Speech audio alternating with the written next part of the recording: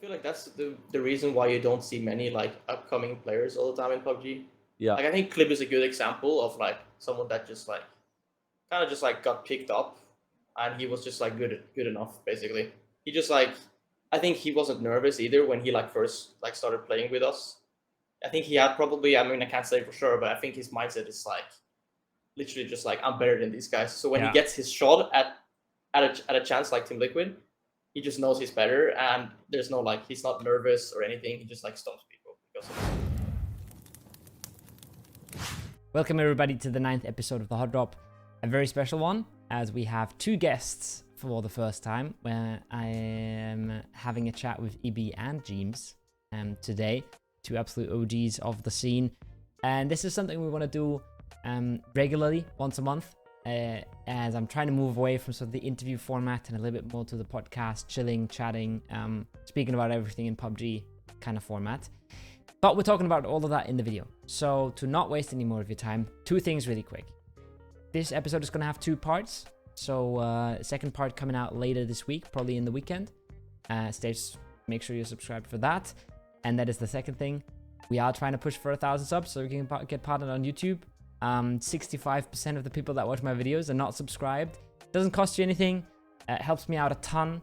So I'd love if people that enjoy the content could hit the subscribe button to get us a little bit further on YouTube, make these videos a little bit more worthwhile. And now enjoy the episode. Welcome everybody to a pretty special episode of the Hot Drop, the first of hopefully many 3-man episodes. I am joined by two very fine gentlemen. What's up, EB? What's up, James? Hello. Yo, what's up, guys? Yeah, I mean, so for everybody that's a bit surprised, we wanted to do this for a while, and I wanted to go away a little bit from the sort of one-on-one interview into like more of a chill, hanging out, talking about PUBG kind of thing. And now that we have gone through quite a lot of people and we've gotten some different perspectives, I think it's cool to just have a podcast that talks about just what happened this month, just what's going to happen the rest of the month, that kind of stuff. And that's what we're going to be doing. And we just started talking about PNC, and obviously both of you are going to be a little bit upset because you just don't have a chance to go. And I'm in a bit of a weird spot because I don't know who the fuck's going to go from Germany. But I mean, at least we're going, right? There was a lot of talks in PLH as well, who should be allowed to go and how the format should work. What do you guys think? Where do we start? There's so many different countries going. I don't know. Maybe kind of weird. I think that they cut Finland for Denmark. I don't know. Yeah.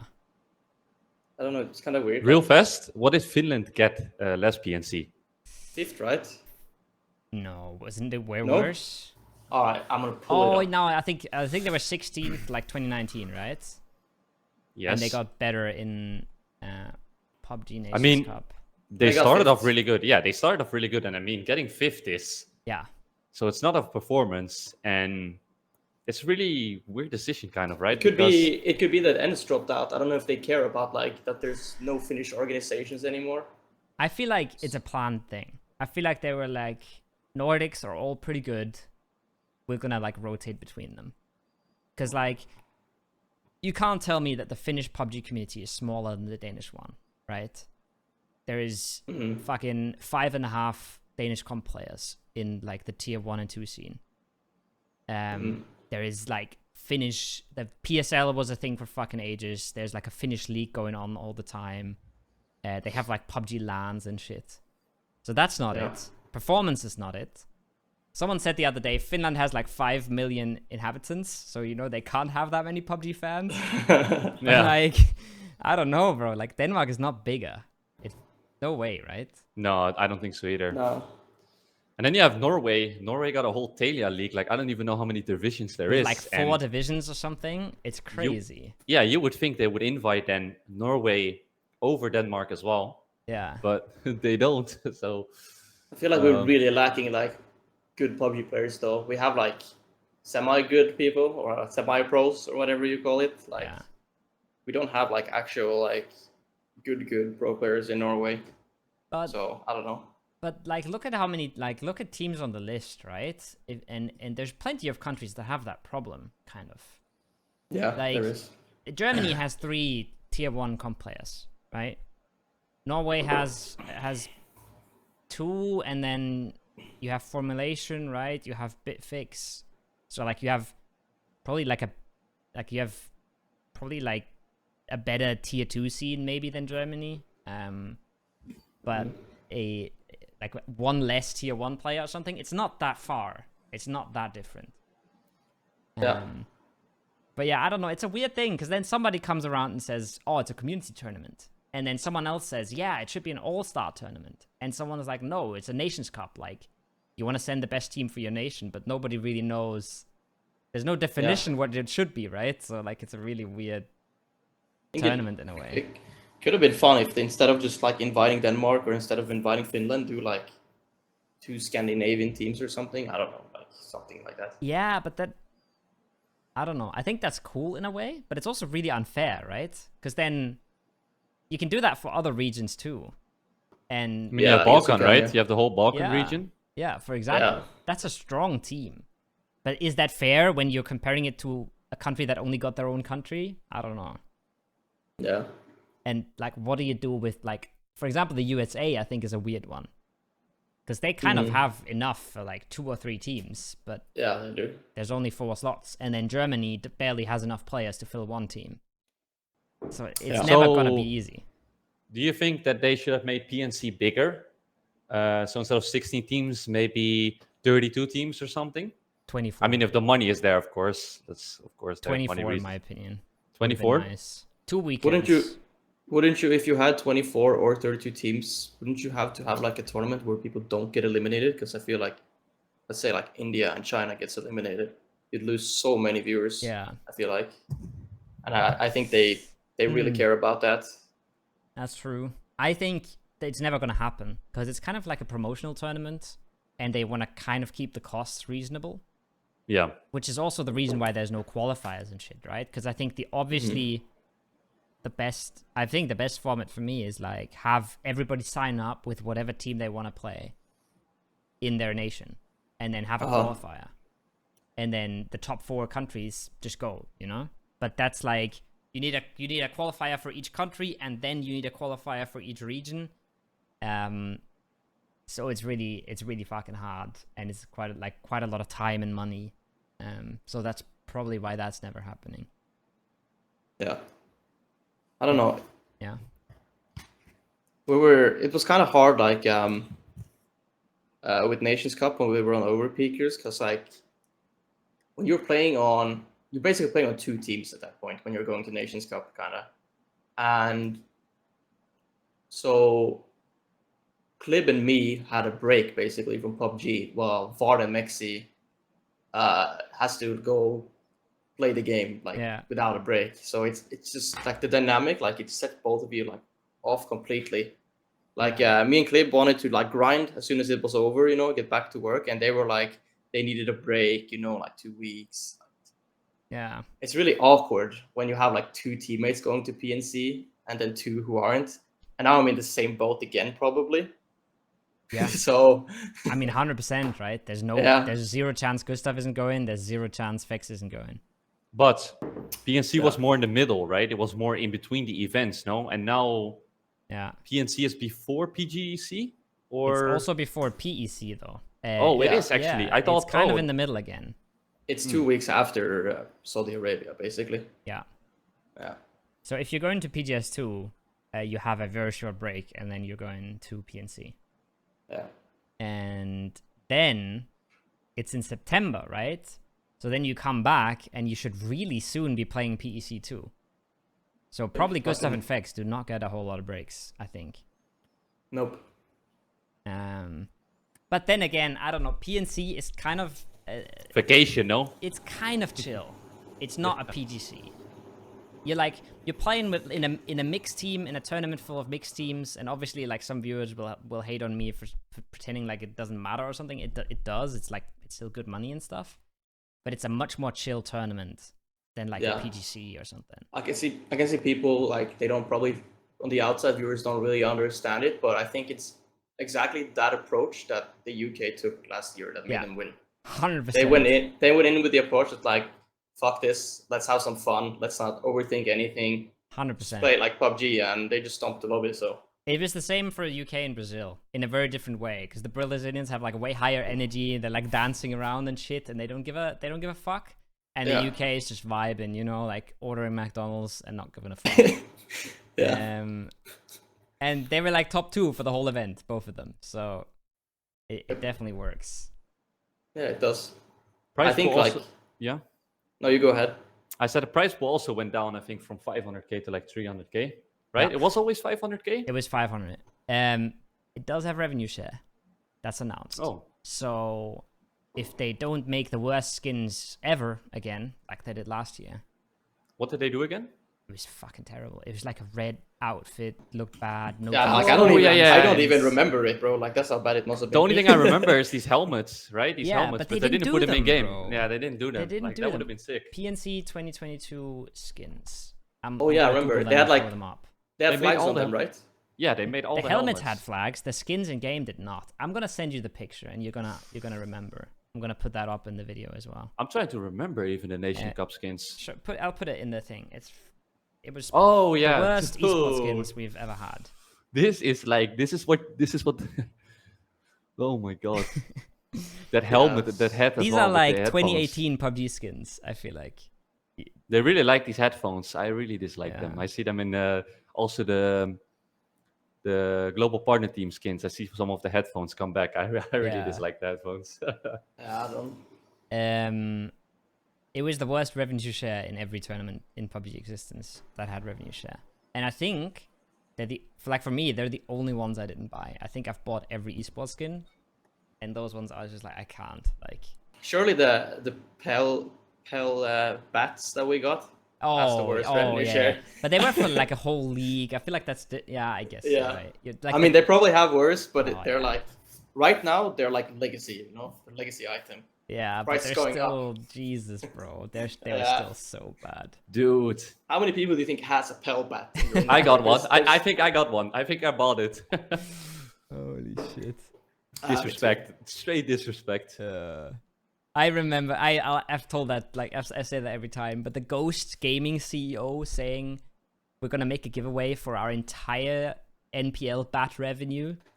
And then the winner got like 110 euros or $110 or something. Oh, yeah, he showed the print screen of how much they made, right? Yeah, it was like, he actually gave it away. He actually gave it away on Twitter, but it was just like $100 or something. It was so bad. It's actually really funny that he did that, to be honest. Yeah, it's a fucking banger, like, tweet and everything.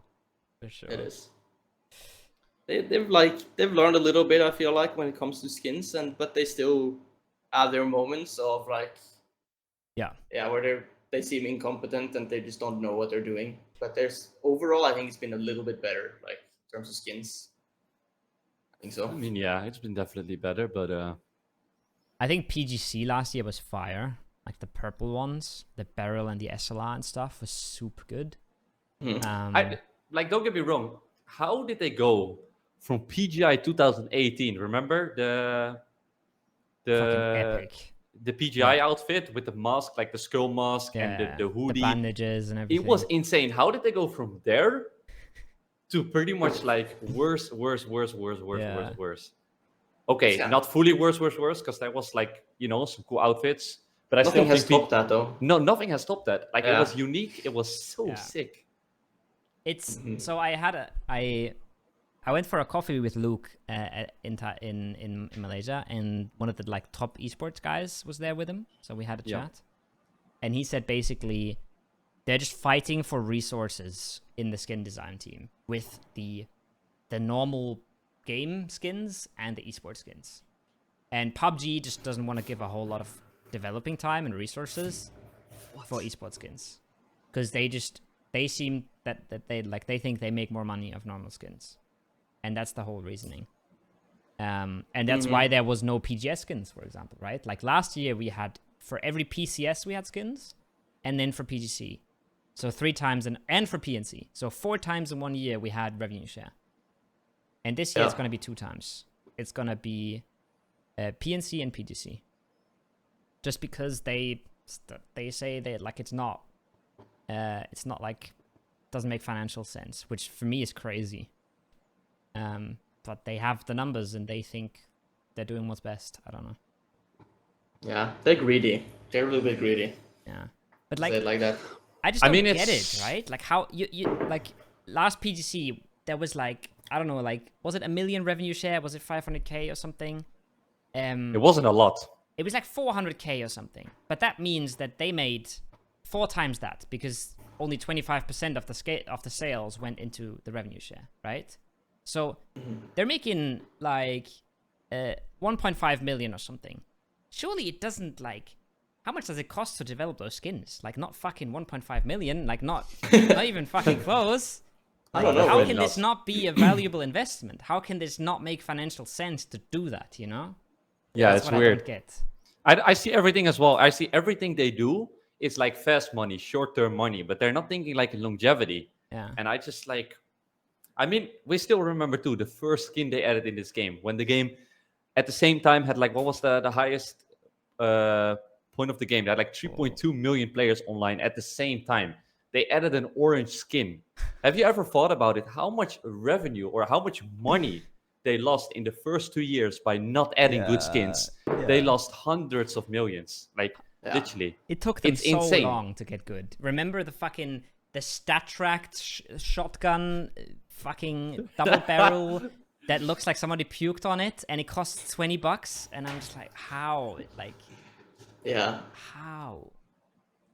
They got really good with that. Like they're really good at skins now, I think. I don't mean to like shit talk them, but it is wild how with a game with that many players, how you don't see those opportunities earlier and just like get like a decent skin now. You get you send out a carrot AK and a carrot K9 or whatever. Yeah. Instead, like it's wild. Yeah. By the way, I just looked it up. PGC 2022, the revenue share amount was 1.33 million, and that's only 30% of the skin revenue. Yeah. So they made like 4 million of these skins, and they put 1.3 million in the prize pool. Yeah. There's no way that's not worth it. No. There's no way it's not worth to like hire 2 more developers and make them do PGS skins, and you don't make 1.3 million, okay, but you make like 500k or something, and suddenly you don't have to pay for PGS anymore, you know? Yeah. Like, how is that not worth it? I don't understand. Maybe one skin developer costs like 2 million. You know that's crap, right? Go like, on Twitter, bro. Like, it can't work like that. It's like I don't understand it. It doesn't really add at up. all. Yeah. Hey, but we're never gonna get these answers, right? No. Do you guys know that Eza quit? Oh, really? I don't know if she quit, but she's out Since when? by today. Today. Yeah. Okay. I haven't asked her I why just yet, but I'm gonna talk to her for sure. damn, interesting. Yeah. Yeah, she went a lot more AFK lately as well, though. And especially with the last incident in the POH Discord too, where she got flamed a little bit and then she left the Discord. What do you guys think about that whole situation, by the way? I didn't catch that situation. I didn't understand. I didn't get that. I didn't understand she left. I think it's like it's a weird situation where people complain a lot about not getting answered, and then when they get an answer, they can't just say, "Okay, thank you for the answer." They have to be like, "Yeah, but why the fuck would you do that, you fucking idiot?" And then they like, "Oh, wow, Ezra blocked me. What is she doing?" When like you're talking to her like she's a piece of shit. Like obviously she's gonna block you at some point. I see that a lot in this Pro League Hub Discord. Yeah. Where people just tag like the community managers and they talk to them like it's their fucking everything is their fault basically. Yeah. And it's just like, bro, no one's gonna answer you if you're talking to them like that. They don't have to talk to you. Like you should be happy they're talking to you, and then you bro, treat them like shit. These people should be happy they're in the. Dude, these people should even be happy they're in this Pro League Hub Discord, bro. Yeah. That's what they should be happy about. Yeah. Yeah. It's. I don't know. People are just so fed up, and at the same time, people lose a little bit of reality. Like you cannot speak to someone like that, you know, in that way. Yeah. It's a bit complicated though, because like I said, people are so fed up, but still, you shouldn't be like talking shit to them that hard. You know what I mean? It's just that weird logic where it's like I'm gonna complain that they don't talk to me, and then they talk to me, and then I treat them so shit that they don't talk to me, and then I can complain again. And I'm just like, Yeah. yeah, like, what the fuck do you think you're doing? Like, obviously that's gonna happen. Like, I think I realized, like, I don't know, maybe 2 or 3 years ago that the community managers and all this stuff, they're basically like, they're just messengers. yeah, Pretty much. So like, it's whatever you say to them is maybe gonna make it to the next person, and then it stops there. Like, it's actually the guy that we talked to and had coffee with and stuff. That like he's called Jay. He's like, I think he's pretty high up in the esports. Jay Shin, right? Yeah. Yeah. And he said Ezza's position was basically the person people complained to for the first 2 years or something. And now she's moved on to a higher up position. But that's basically like, she gets those complaints and she passes them through and she tries to improve stuff. But it's just it's not a fun job, I don't think. With how many people are super frustrated and how many people people never see the other side, I feel like. People always see their side and they think that's the fact and that's the truth. And they don't like see any sort of concerns or problems or that the other side might have. Yeah. And then you end up in these really toxic discussions that don't lead to anything. Yeah. This Jay guy, I got Luke kind of like shortly introduced me to him and said a lot of good things about him when we were in Malaysia. It was my first time meeting someone a little bit like higher up from PUBG Corp, I guess. And basically like Luke and him are good friends as far as I understood, and he actually like listens to Luke at the event. So like they said first that the NVIDIA inspector in Malaysia was like, yeah, this is allowed, guys. And then like Luke sent him a text, and like 5 minutes later, it was like, yeah, this is banned. So like they just don't know, I guess, better. And then he just trusted like Luke and probably some of the other managers too. I think if you're a global partner, you have a pretty direct, nice line of communication. Yeah. If you're not, it's not that great. But no, it's my first time seeing that like a manager in PUBG had like any impact, to be honest, on like the scene or whatever. Yeah. We've had like 4 different managers, and none of them have been like close with any of the PUBG people where they actually have an impact and can make a change. Yeah. And I was like, crazy. damn, like I just witnessed like PUBG doing the right thing. Like what? Like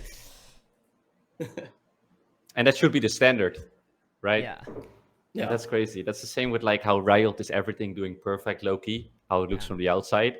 And everyone's like, oh my God, but that should be standard. Yeah. But you it's get not. some feedback and you change. A lot of the things that are happening recently where we're like, this is fucking nice, they should kind of be standard, but it's still nice that they're happening. Like someone being in PLH and talking to the players, or like, you know, being that who do all these open qualifiers, actually like reacting to feedback and being like, hey, this was brought to our attention. We have a better solution for this. We're going to do this better thing. And everybody's like, what? Like, what the fuck just happened? Yeah, like this is a whole new world, you know? Yeah, it is crazy. It's crazy. Like, it's crazy how low the standards have become, but it's really nice that we're getting like some improvements. People are just genuinely being happy and thanking the person for writing in the Discord, like, yo guys, we see this. Yeah. And everyone's like, oh. Everyone's like, what? It's so wild. Yeah. It is. It's I think being are like really good at that stuff. They're like not at like the capabilities yet of like a G-Loot or something where they can produce like S tier and like big events and shit, but they actually like they're made up of people that play the game and like they are people that have played esports and people that care about PUBG, and you can just tell instantly. I really liked that event. The only bad thing was like the stream quality, I guess. Yeah. And I heard they had limited budget and like time, so like when they get that fixed, I think that was really good. I think the budget tournament is tiny compared to other events. Like there was some weird stuff going on with that, by the way. It's like I have some background knowledge about these events, and basically PUBG said like make an event with a 4-digit budget. So you could have done a 10k event, or you could have done a 90k event, and people didn't know what kind of event to like offer them. So like the offers that were made were like varying super widely in like price pool and budget and everything, and then they just kind of picked like a pretty cheap event, which I thought was so Yeah. fucking weird. Because like, I don't know, if like you make a tournament with 50k prize pool and 90k budget or something, and then they pick a tournament with a 6k prize pool and 10k budget, and you're just like, oh, okay, like I just gave the wrong price number, but you just didn't tell me what to give you.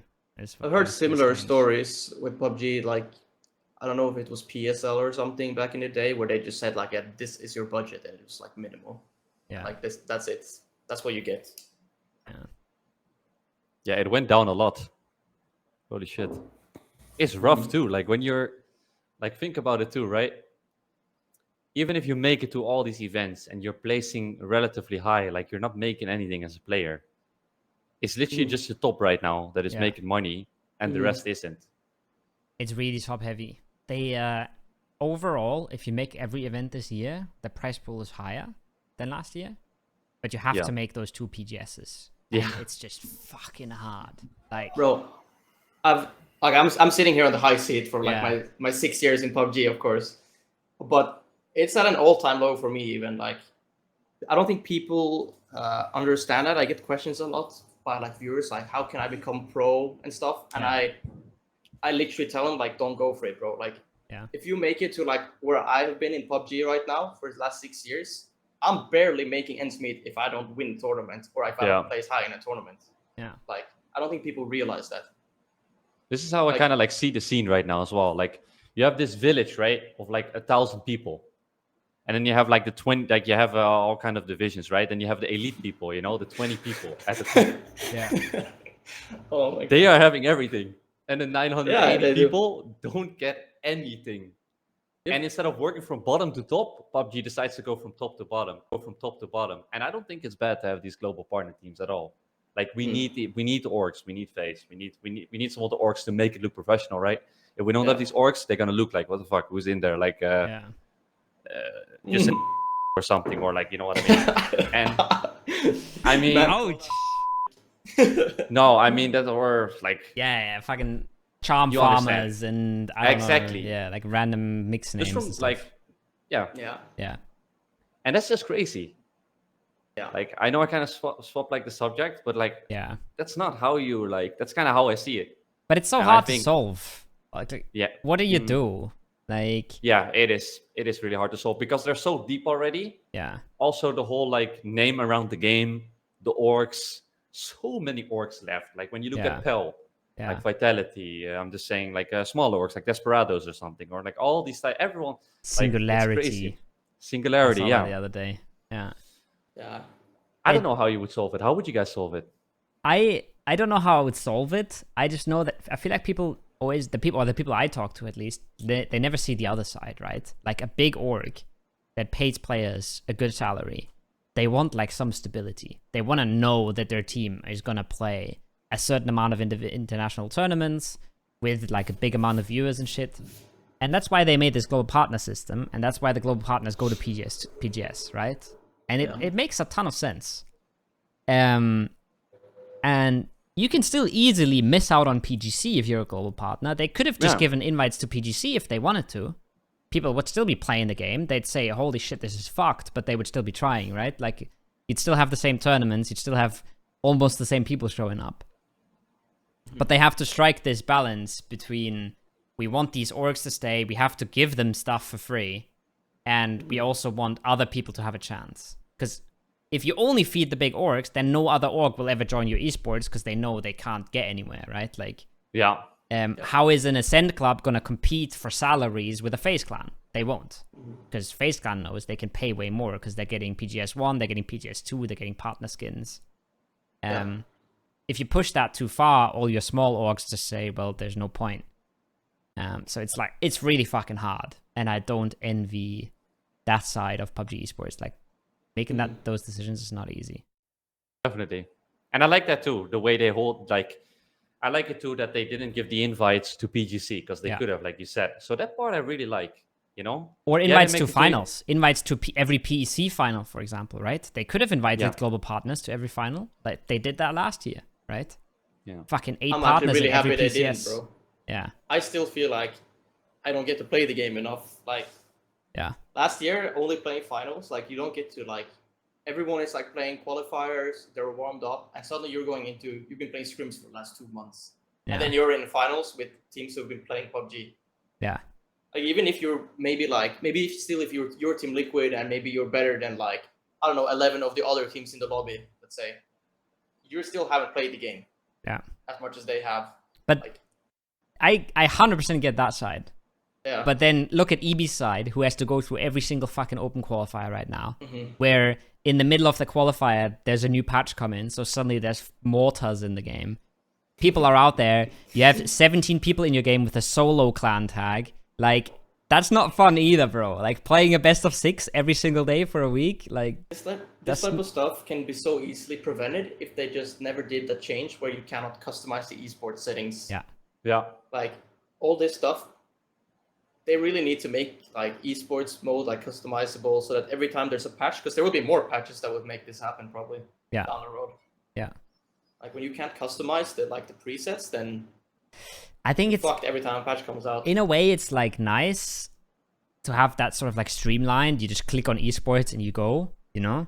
But it doesn't hurt at all to be able to say, like, oh, I want to adjust this preset. Let me adjust this preset. Yeah, exactly. I agree. Yeah. Mm-hmm. But yeah, like to speak earlier too, like if you only make finals, right? How many? I think someone wrote it the other day. Maybe it was like you played like 18 days of finals last year, like 18 days of PUBG. That's all you played, right? It 18 was like games, you mean, right? No, 18 Uh, days, probably. 18 days, so 6 games a day, for example, Yeah. right? Okay. A finals is like 3 days usually, right? Yeah. Yeah, I mean, it's two PC. The PCSs was 2 weekends as well. So PCSs were 6 Yeah. days. So that makes sense, kind of. If a G-Loot is 1 weekend. Yeah. Yeah. So like, think about it too. Like you just said about it, James. Like how little you play, right? Mhm. Like how little did you guys play? It's insane. Yeah. So hard to improve and get better in PUBG when you don't have tournaments. Yeah. Like you can't play scrims and make adjustments based off of scrims and your results in scrims. Yeah, definitely. You can't always analyze scrim games and break them down and like look at what you should be doing differently, because sometimes the scrim game is just completely not what a real game would be. So it's like so hard to make improvements as like I hate it like so the much. top people in the village that Yeah. EB is talking about when you don't get to play tournaments. And also like to like get a better understanding of your teammates, right? Because everyone in scrims is like Everyone's full dick vibing. out. No one cares what's going on. Obviously, people try, Yeah. but there's no one is nervous, and that's There's also no like pressure. rough. There's no pressure. How do you try out players, bro? You Yeah. see all these teams all the time in qualifiers. You know they're doing pretty good in scrims. Then they start playing qualifiers, they choke. Yeah. Mhm. And it's like, how do you also, as players, like imagine being a new player to the scene. How do you get like not nervous when you only have one chance, bro? You don't like you go out of qualifiers right now. That's the only thing I have in my head right now. Like the only thing that's fucked in my head is when we play qualifiers. It's like if I'm gonna be out, I don't get to play anything for 2 months again when I really want to. And if we had like a new qualifiers 2 weeks later, whatever. Like if we don't make it, whatever. But that's constantly in your head. Like, bro, if you fuck up this qualifiers, GG, 2 months, nothing. Yeah. Scrims. And like, how do you try out? Like, how do you try out players? How do you get a better understanding of your teammates? Like, it's just so hard, bro. It's so hard. I feel like that's the reason why you don't see many like upcoming players all the time in PUBG. Yeah. Like, I think Clip is a good example of like someone that just like kind of just like got picked up and he was just like good enough basically. He just like I think he wasn't nervous either when he like first like started playing with us. I think he had probably, I mean I can't say for sure, but I think his mindset is like literally just like I'm better than these guys. So when he gets his shot at a chance like Team Liquid, he just knows he's better and there's no like he's not nervous or anything. He just like stomps people because of it. He played a LAN before that as well, I'm pretty sure. Yeah, so he did kind of have a little bit of like experience. Yeah. Yeah, he played that. No, he played that. It was like a qualifier LAN for a tournament that got cancelled, right? Was it that before like COVID? Oh, the PGS Berlin? Something like that, yeah. Was he there? I think he made that with Tempus. I think so. Yeah, but that was full Danish lineup, right? I saw him on LAN when he was playing with a full lineup. Yeah, I think so, maybe. Maybe it was like the lower. I can't even remember. Like, bro, it's a while ago. forever. I forgot that tournament existed, bro. Yeah, Tempest was not there. I think they were just in what do you call it? Tempest. They were just Contenders? yeah, like yeah, whatever that was called. I'm looking. They played all the PCSs, but I don't see a LAN on that list. I don't know. But they made a lot of finals and stuff. I remember that because he's always in Pro Hub when people complain about open qualifiers. He's like, yeah, we made every final, bro. Why don't you? I remember that. I think like the only way anyone right now, if they get a chance to play for a team, and they're playing a tournament, you need to have a fucking strong mindset. You cannot get fucking nervous and hesitate, because if you do, you are gonna suck at PUBG. I mean, it's so hard though, bro. But it's also like the mentality of these teams, right? They don't qualify, they split up. It's tilting me so hard, bro. My team, we just got together, we failed like the first one or the second one, and then we qualified for like a PCS 7 and like a PEC. Yeah. And like we just kept working on it. The mentality and the mindset of these people in this scene as well, especially, is so weak, man. Yeah. It's triggering to see how like. Same with PLH, man. New teams all the time. Like, you guys need to, like, people are weak in this game, bro. I swear. It's only an NLT that have stayed together as a 4-man for, like, forever. Really long time. Yeah. Pretty much. People constantly look at kills and all these things and, like, yo, this guy's fragging, or this guy, like, you know what I mean? Like, you could have had someone in your team that was holding the back the whole time and he didn't have that many kills in qualifiers. They're like, oh, this guy's shit, bro. Yeah. It's imagine being like a really good IGL that doesn't frag, and you're trying to get on like a top team. How will you ever get there? Who's the people that made it into top teams out of like open qualifiers in the last year? It's like Fex, Beamy, Kurexi, Clib. Like, it's all the super strong fraggers, right? It's all of those cracked kids. Nixie, if you want to talk about Boo, you know? It's all the cracked kids that are really fucking good at shooting. And then an experienced team picks them up and they teach them the rest. Yeah. What if you have a really good mind for the game, but you're just playing on a new open qualifier team every fucking qualifier, and one guy on your team doesn't really want to play the game, and one guy is super toxic, and you never make it anywhere? Like, you're just fucked. Like, nobody's gonna pick up the guy that has like slightly below 1 KD, but I find it so weird when we split in overpickers how little offers Mexi got. Yeah, it's crazy. He's not an IGL, and he's not like a star player or whatever that like. Yeah. So like.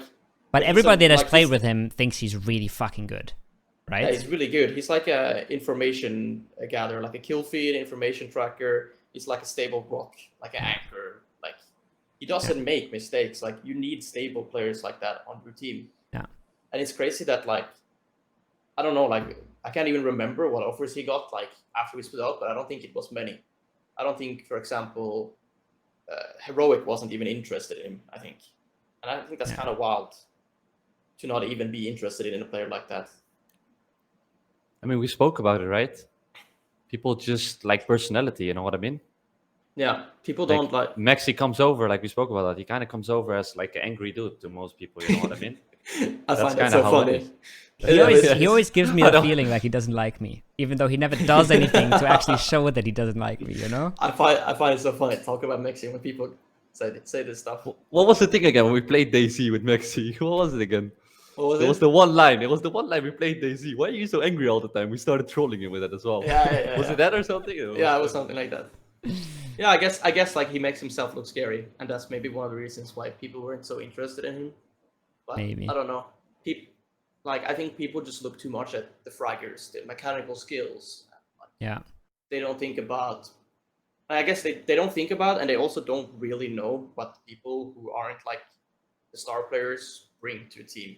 The only thing you can really know is like, oh yeah, this guy's the IGL, and this guy is the guy who frags. And it's like, bro. Yeah. And that's what everyone looks at too, especially with Twire, right? Twire kind of boosts that, right? I never really done the... I don't even... What is the name again for making the team all-star team or something? Fancy, sorry. Yeah. I never really do... like. But like, that's true. That kind of boosts it, right? Where these get kills and they're like, oh, kills. Yeah. It's just a very, Mm-hmm. It's hard though, because you don't know who's doing that work on the team unless you're in that team, right? Or unless you hear their comms or you're coaching them or whatever. Like we have like a super hard structure in our team where we have people that work forwards and people that hold the back.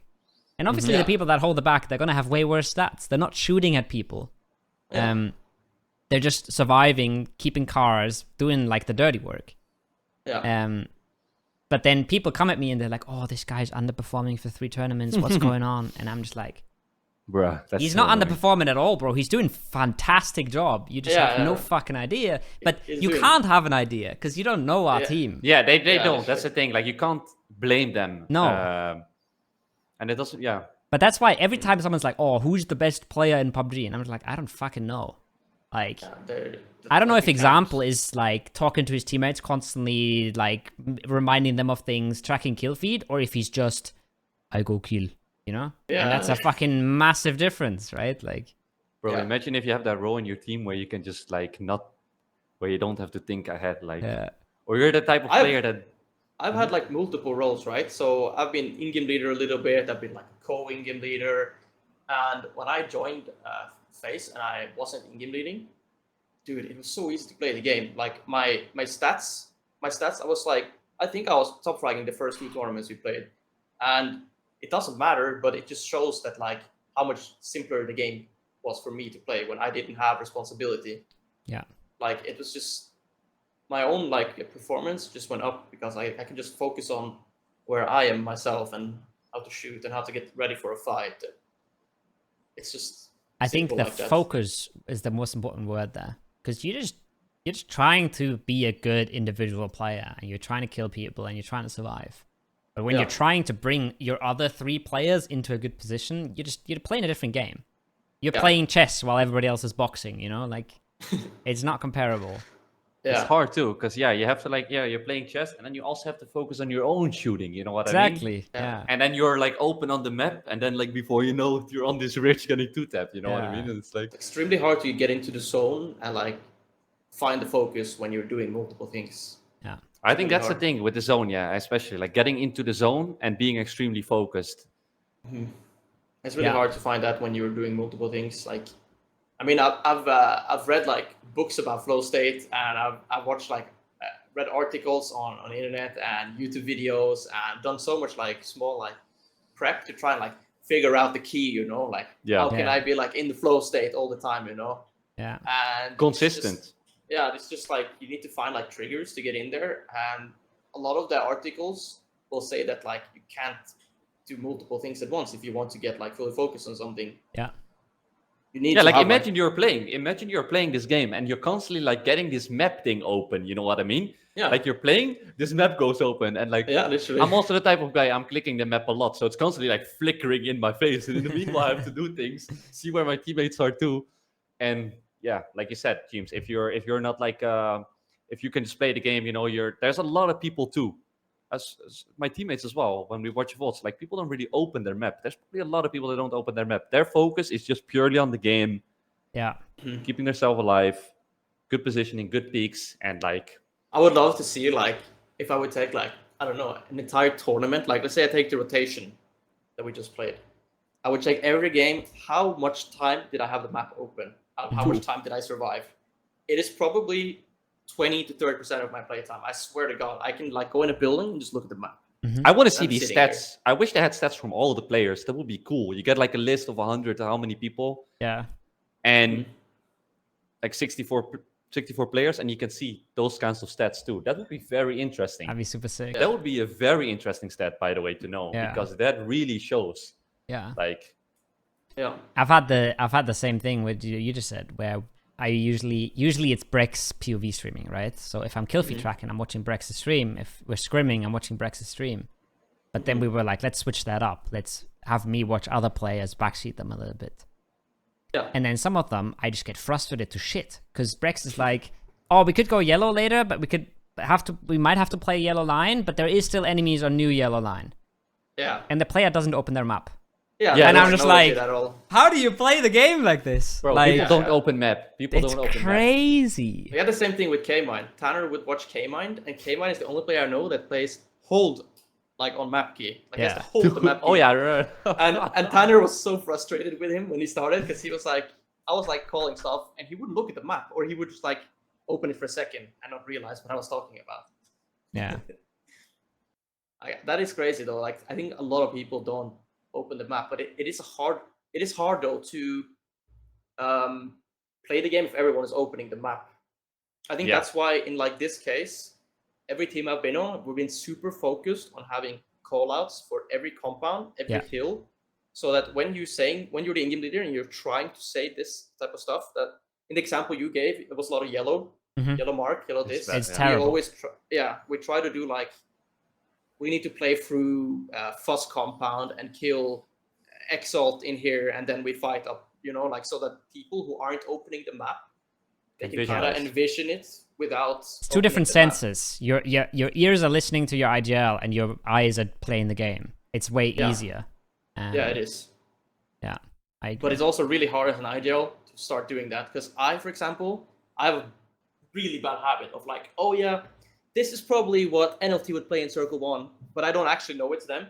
Yeah. And I'll see like NLT is in farm compound, for example, and then suddenly farm compound team moves, and I will be like, oh, NLT is moving, and my teammates will probably be like, my teammates will probably be like, the fuck is he talking about? Like, it's also that stuff is dangerous too, because you're making these reads, right, and they're not always going to be right, and then sometimes that can get really confusing.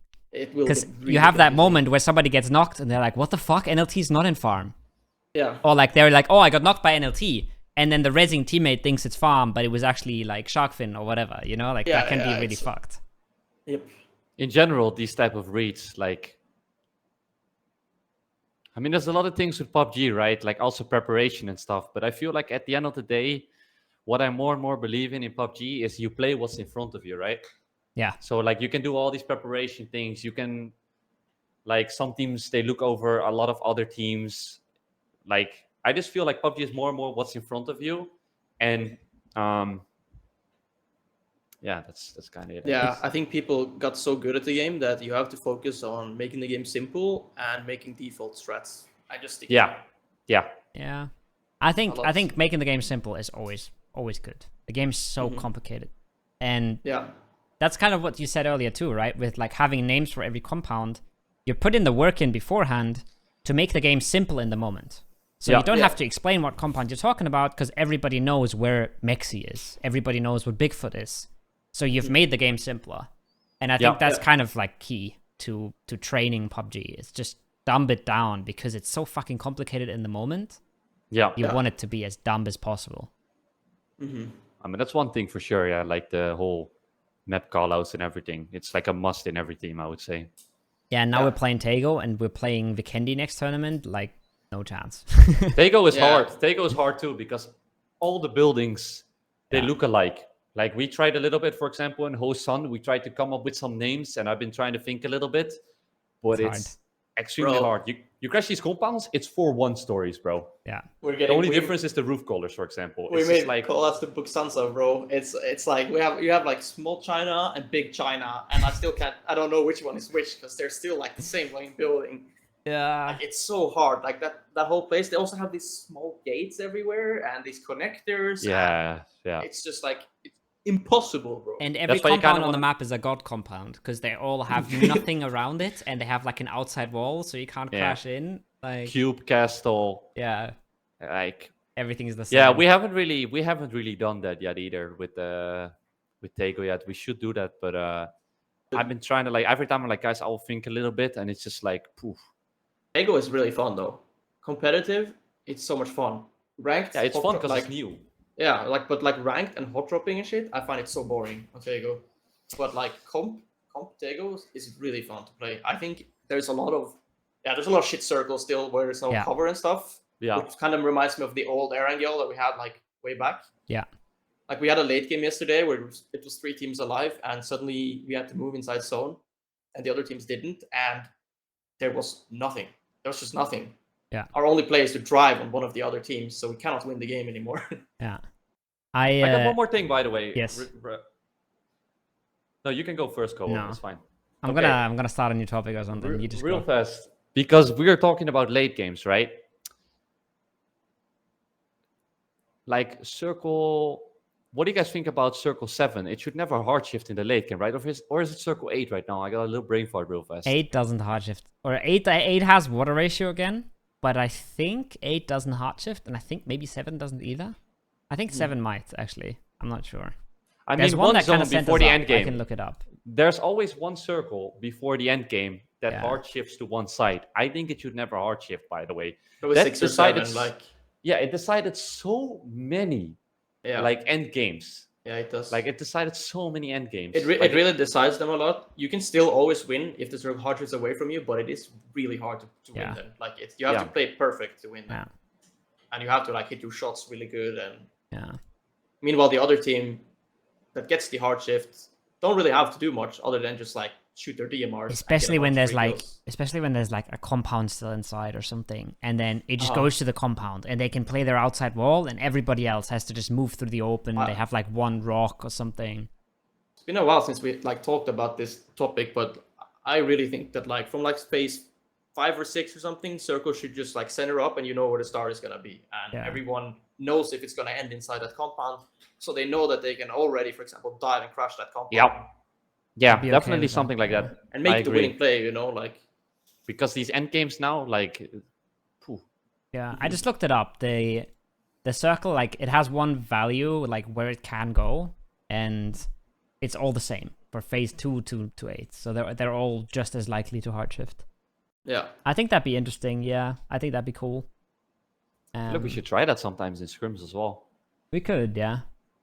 where it just doesn't Remember hard when we shift. were like, when people were trying out circle settings and scrims, and then we gave that feedback to PUBG, and they were like, "Yeah, that's our esports settings now." Yeah. I remember Fucking still good where the times. loot was improved as well. Yeah, Mhm. fucking good times. Yeah, and I mean, definitely, it's that late game stuff Yeah, I think that's a good definitely be point. better. Yeah. I think in general, like, it would be those kind of changes I would really like to see, like something with water ratio, like either reduce the amount of unplayable, or make the circle shift differently, but like make it a little bit more random. Like, don't make the circles predictable. I feel like Taego is a good example, right, where there's so much unplayable that we're already seeing like really strong circle patterns, and we've only been playing it for like a month or something. Yeah, it's giving me Sandhawk vibes already. It's Yeah, gonna be it's- bad. Like Oh Young, bro. It's like I spoke with Koa about It's it a already. magnet. All the games that I played, it just goes Oh Young, Oh Young, Oh. Yeah. It goes east all the time. It's like literally the same. Like I don't know what's going on. It's like Yeah. in the 20 games we played so far, 30 games, like all the time east. Yeah. I don't know. It's Or that like, area, like that area east of Yeongchong, like that little triangle half island thing. Mhm. It loves going there. And then you just sit in the bottom compound where you have the curved road around you, and you just win the game for free. And it's just like, Yeah. okay. Meanwhile, every team coming from the south has to strategize what's the best send and play. You know? 15 teams on the, like 10 teams on the south, like 2 teams on the west, 2 teams on the Yeah. east, 1 team winning in the north. Everybody else just Yeah. fucking struggling. Yeah, really struggling. Yeah, it's wild. I think as well. I think Taego is fun, but I think it's worse than the other 2 maps. But it's not bad enough that it would be random or something. Like, I think the best teams still win. Like, it's slightly less competitive. I don't know if it's worse. I think that's an opinion. There's no facts Yeah. there. I just think it's a little worse because there's so much unplayable and there's so much open. But it's not bad enough that it's not like it's still good enough to be a PUBG esports map. Yeah. Yeah, I think so. Yeah, I agree. And they didn't do any reworks yet or make any change in Taego, right? Because they already did with They Vigeni, added for these example. these super tiny craters. They have a These few little of them. holes, yeah. But it was like Not a that was like secret a room 3 megabyte patch, you know, like that was not a real rework. Yeah. I'm gonna cut it there. I think that was a good first half of the episode. Lots of interesting topics. I hope you guys liked the sort of more chill conversation vibe instead of the strict interview with like going through topics. I really enjoyed it. We absolutely loved it. We planned for a 45-minute episode. We ended up talking for an hour 45. So that's why we're cutting it a little bit in the middle to make it watchable on YouTube and to make it more editable for me as well. And yeah, thanks for watching so far. Make sure you subscribe for part 2. That will be in a few days. If you want to support the podcast, there's always my creator code in-game to support me for free. That will be in the description. or you can use my Patreon if you're crazy about this kind of content. Hope you have a good rest of your day, and I'll see you around for part 2.